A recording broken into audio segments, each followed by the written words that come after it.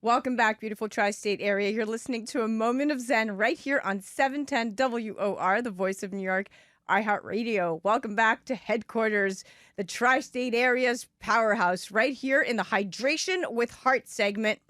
In studio, we are joined by Brooklyn-born Albanian powerhouse, Enisa. She's spiking pop with raw soul and just a little bit of attitude. Her collaboration with Cascade, Tears Don't Fall, soared to #1 on U.S. dance radio and climbed Billboard's dance charts.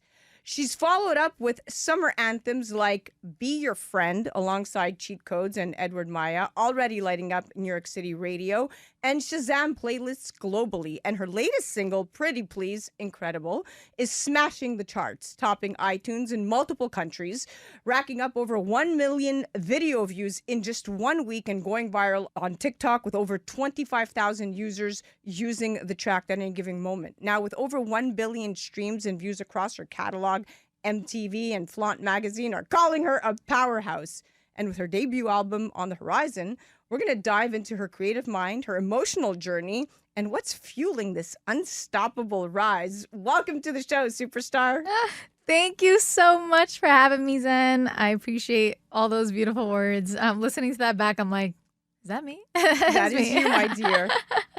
Thank you so much. I'm so happy to be here. Well, we love having you here at iHeart headquarters. I love it. And I love exploring your artistic fusion because chart-breaking collaborations don't come easy. Viral singles are hard to come by. And the emotional undercurrent behind your music as you prepare to launch your debut album is what I want to get to the heart of. But I want to dig into the inspo, the emotional core, and where these tracks connect in your mind and heart. So let's go to the beginnings. Your cover of Mockingbird. That's how I first discovered you.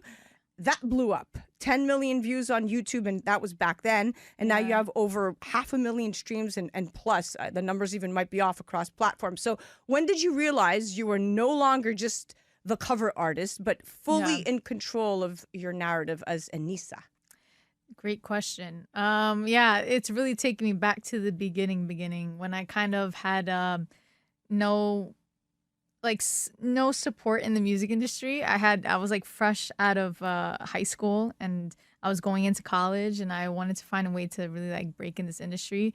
And I was like, wait, you know what? I need people to hear my voice. So how am I going to do that? Started doing some covers. This is back in 2015. That's when I did my first cover. And from there, I started gaining an audience. And then in 2016, I started releasing my own original music. So ever since then, I've been doing my own original stuff. And every now and then sprinkle a cover up until like 2018, where I did my last cover, which was the Mockingbird cover, which still to this day kind of goes viral. It's really crazy. All these years later, people still listen to it and love it. And I actually only got that on streaming services maybe like 2 years ago.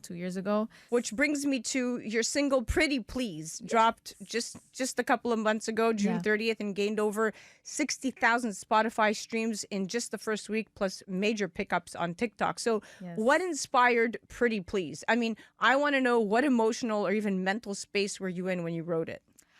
Pretty Please, honestly, a super fun summer song. Like that's what I wanted when I was in the studio that day, and I knew that I wanted something that would be cool for the summer, and something that would also kind of like dip back into my roots back in the Balkans. So I wanted to kind of take that inspo and then make a summer kind of anthem. And that's what Pretty Please is. And I actually wrote it in Romania too. It was the first time I was ever in Romania, Bucharest. So it really felt like this was going to be the vibe for the summer. So people, and I love it. People are loving it, and it feels good. It feels good to see the response. That it came from a happy place. I love it. Yeah. Now, your track "Be Your Friend" is a collaboration with Cheat Codes, and a Romanian hitmaker, Edward Maya. Yes. You recorded this, late spring. And it's already racking up YouTube plays and TikTok buzz, and even dubbed as a song of summer on Instagram, separate to your other song of summer. So how did this collaboration come together? I want to know, how did working with Cheat Codes and Edward shape the creative and emotional direction of the song? the song is sampling one of like the most iconic like Eastern European summer songs ever. Stereo Love by Edward Maya. Like everyone knows that song. It's like the song of the summer every summer. And if there was ever a dream song that we could interpolate or sample, it would be that song. And they already kind of had the idea to kind of like bring back that song into a 2025 version with Edward Maya and cheat codes.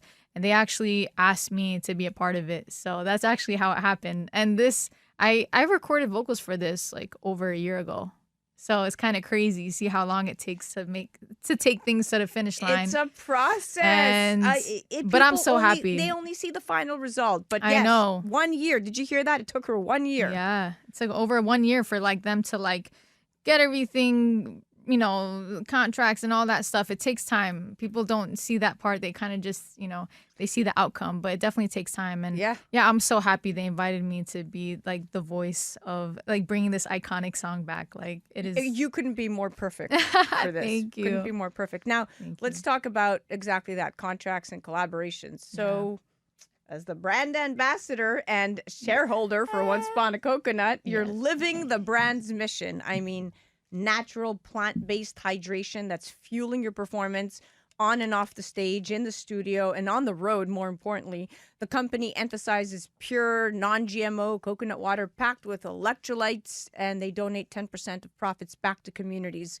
What drew you to Once Upon a Coconut initially, and why does coconut water play such a critical role in your wellness and creative routine? I see you post about this all the time. Oh, yeah. First of all, I think I found out about the company when I did my first interview with you.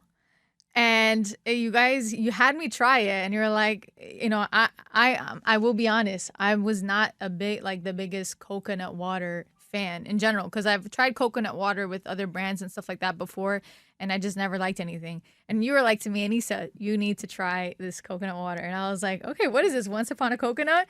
And then you gave me one of the flavors. I think it might have been like the chocolate flavor or something. And I was like, what is this? This is so good. Like I was mind blown. And then from there, I just, you know, I started casually just drinking it. And then, you know, we connected with Once Upon a Coconut, and it just became such a natural thing. And we kind of became family in a way. And now it's a part of my everyday life. And everything that I post about it, it's all true because I actually really love this product. I love the drink. And this is like literally the only drink that I drink. I go to the gym, take it with me. Go to the studio, take it with me. Travel, I'm going to another country, I'm making sure I'm taking a bunch with me. Like this is my staple in my everyday routine. And your hydration ritual, having this around the clock, I mean, that's the real fuel behind your artistry, I think, because to hydrate those vocal cords, girl. Oh, yeah, no, for real. Especially on stage and stuff, I need to make sure I'm hydrated and something that tastes good too, because some of these drinks are very questionable that's out on the market. This one is really unique. And also the company behind it, the people that are behind the company, it just feels like one big family. It's people that you can trust, and it's people that are on a mission to do good with their brand and not just sell you a drink. It's like they give back to the community in so many ways, and I love just being a part of that, their whole mission. You're preaching to the choir. Yeah. And you said it as better than I could ever say it, and I am also part of that family. So thank you for really being that voice. Now let's chat Pretty Please. So there's a contrast here behind and between these two singles, right? Pretty Please is a confident solo anthem, if you will, while Be Your Friend is more of a heartfelt message born from this collaboration. And it resonating deeply. I mean, charting via Shazam and playlists like pop workout and dance pop hits. I mean, how does the mindset in Be Your Friend emotionally compare to the swagger in Pretty Please? I know. It's so funny because I get to tap into two different sides of me. I love tapping into the vulnerable, musical kind of like soulful side, which I feel like Be Your Friend has more of. And then just having fun and bringing my Brooklyn kind of like vibes to Pretty Please. I love that they both feel like world songs, like world music. It's not really tied into like the American market or the European market. It feels like a mix of like everyone around the world can listen to both of them. And no, it feels good when I love tapping into all different types of emotions. And both tracks actually show sides of your identity, right? Like, Yes. I know you. I've known Yeah. you for a couple of years now. Confidence and wounded honesty, like two Yeah. distinct little chapters. And that thematic tie, the two sides of the same journey, makes your catalog feel actually purposeful, not just like, just Yes. another song. So good job. Thank Now, you so much. When you watch these reactions on social media, like Pretty Please is spawning viral TikTok clips, Yeah. tens of thousands of likes, and Be Your Friend is trending under, that Yeah. summer collab playlist. So when you see these reactions, does the virality confirm your instincts, or does it push you in a new direction? When I see people connecting, that makes me feel like I'm on the right path. I'm doing something right. My instincts are leading me towards the right path. Because whether something goes viral or not, when I release something, I truly I put my heart and soul to it and I love it. It doesn't make me regret not dropping something or something like that. But just when you do drop something and you do see people connecting with it, it just makes you feel really good, and it makes me feel like you're doing something right. Like Pretty Please, it's like 2-3 weeks since it dropped and has like over 20,000 videos made on TikTok, and then Be Your Friend also has like 10,000 videos made. So it just it reassures me that I'm doing something right. Wait, these songs are you good. are, and you're speaking to the right audience. And it's all organic. It's not, there's no like marketing where we're like, paying influencers or things like that. Like it's all organic, which authentic, is nice. under the It's spotlight. authentic. Yeah. Your handle at I am Enisa across socials, working with collaborators and brands while staying real, that's no easy feat. So how do you balance staying authentic to yourself but still operating these big team collaborations and even public scrutiny? Yeah, I don't know any other way to be myself other than being authentic. Like, I personally am the type of person where I wouldn't be able to sleep at night if I'm saying something or doing something and my heart is not 100% in it. It's just the way I was raised. I was raised to never change my morals, my values, and never like belittle myself, because I've been raised in this way to truly just be myself, be proud of myself, and never put myself down.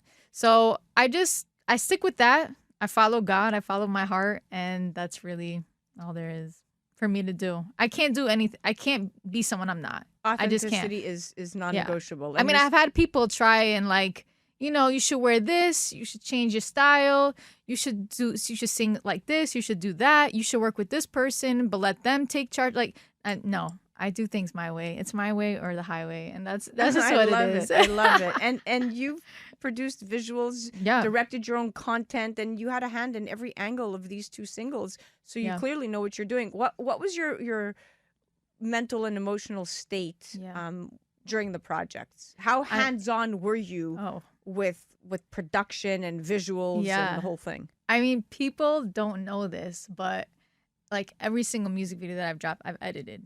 Like, wow. I've directed, I edit my stuff, I come up with the ideas, I write the songs, I produce with the producers, I collaborate. Literally every single aspect of my career, I'm in charge. I'm every step of the way. And I couldn't have things any other way, because that's just the type of person I am. I know what I want and I go for it. And yeah, I think it kind of shows. But I think people they would be surprised to know that like I'm the one behind everything. Are you a feisty fire sign? When's your birthday? No. I'm actually the opposite. I'm a Pisces. I'm a you're water a Pisces. sign. I'm like, where did she come The creativity is there. We're really creative. I have a feeling if I drop your natal chart, you're some rising fire sign. I mean, there's got to be some type of fire For in sure. me. Guaranteed. But... Astro.com. We're going to go consult the paper. Yeah, I post all my own stuff. I'm really in charge of every single aspect of my career. Yeah. And owning every step shows on track and on screen. That's full vision, no filters. Yeah. Well, we are at the end of our date, my friend. Thank you so much for coming here at iHeart headquarters. I mean, you've brought the energy, the original covers, the unwavering swagger and Pretty Please, the emotional depth in your collab with Cheat Codes and Edward Maya on Be Your Friend, and authentic teamwork across the board. And of course, I love it that you walked in here with a can of Once Upon a Coconut in your hand. I do. And it's like gone. It's gone. We need more. I need more. Ray, John, Mark, hello. Hey, need another pack? No, I'm just gonna walk into the store and buy them. I do that too. But thank you so much, Zen, for having me. It's been such a pleasure. That flew by so fast. Like, that's what happens when you're having a good time and it doesn't feel like an interview. Tri-State area, follow her at I Am Enisa. Stream these songs and get ready. Her journey has only begun. You're listening to A Moment of Zen right here on 710 WOR, the voice of New York, iHeartRadio. That was the Hydration with Heart segment brought to you by Once Upon a Coconut. Stay soulful, stay bold, and stay heart hydrated. We'll be right back after this. A Moment of Zen is brought to you by Once Upon a Coconut. Discover the refreshing taste of 100% pure coconut water that actually tastes great. Naturally sweet with no artificial flavors or added sugar. It's packed with electrolytes to keep you hydrated throughout your day. And with 10% of profits going to charity, every sip makes a difference. Pure taste, pure goodness. Experience nature's Gatorade. Visit Once Upon a Coconut or naturesgatorade.com.